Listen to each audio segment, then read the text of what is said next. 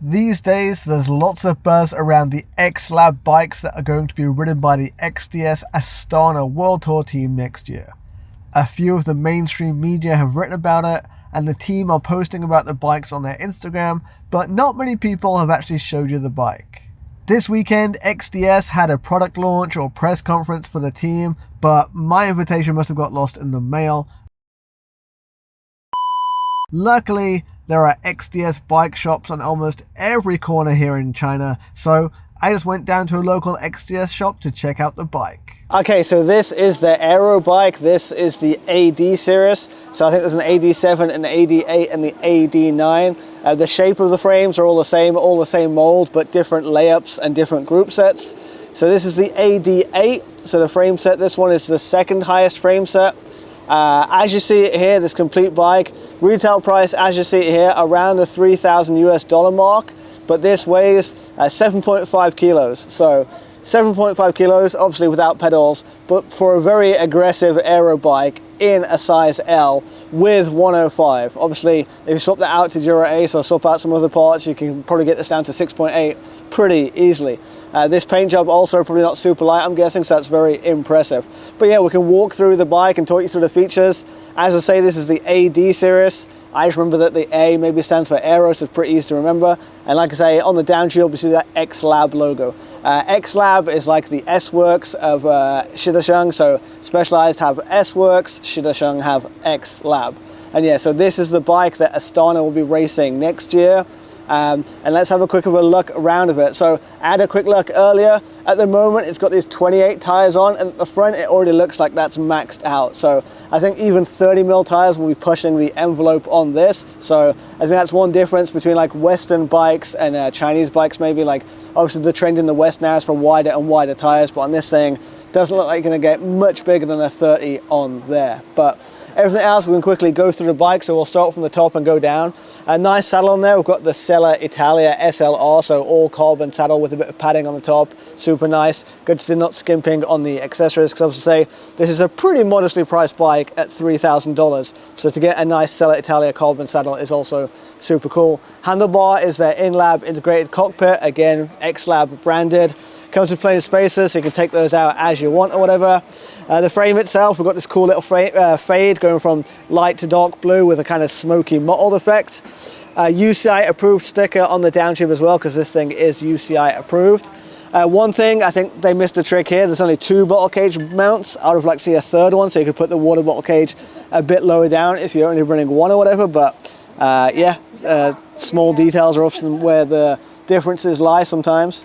On the front fork, I kind of like these little aero fins they've got going on here. That's a very cool feature. Wheels, also their in-house wheels, carbon spokes. So carbon spokes on a bike that is like $3,000, I think is pretty crazy value.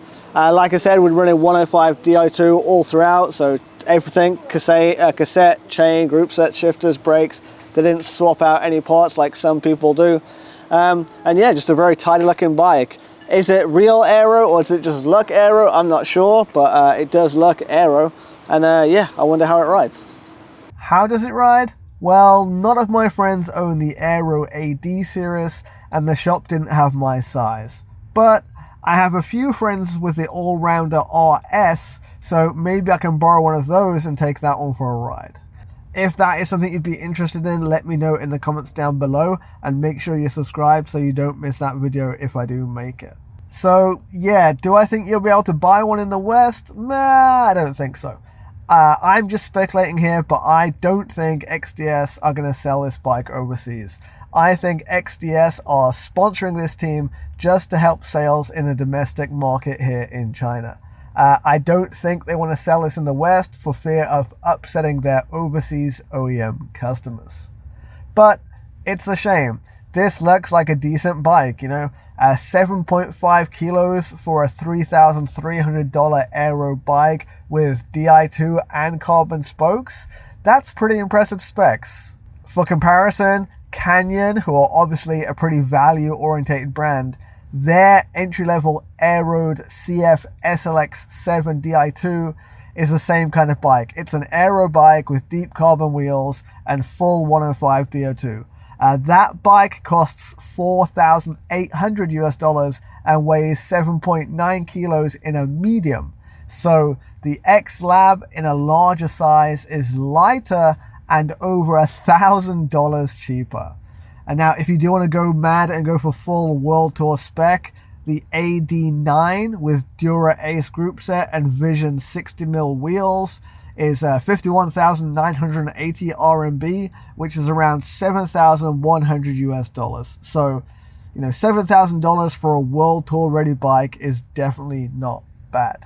So as I mentioned earlier, X-LAB is kind of like the high-end bikes of XDS, and in the X-LAB series there are 3 frames: climbing frame, all-round frame, aero frame. The climbing frame is the RT series, with the RT9 being the best. The all-rounder is the RS series, with the RS9 being the best. And the aero one is the AD series, with the AD9 being the best. I think Astana are confirmed they'll be riding the all-round one and the aero one. I don't think they've confirmed they'll be riding the climbing one yet. But that climbing one, the frame weighs just like 500 grams. And maybe it's like the Athos, none of the World Tour teams ride the Athos in races. Maybe it'll be the same with XDS. Apparently, the Astana paint job frames will be available to the public here in a few weeks. So I look forward to seeing some of those rolling around here. But what do you guys think? Which of the 3 bikes do you think looks the most promising? And is this a step up or a step down from the Villiers bikes the team were running last time? As always, China Cycling out.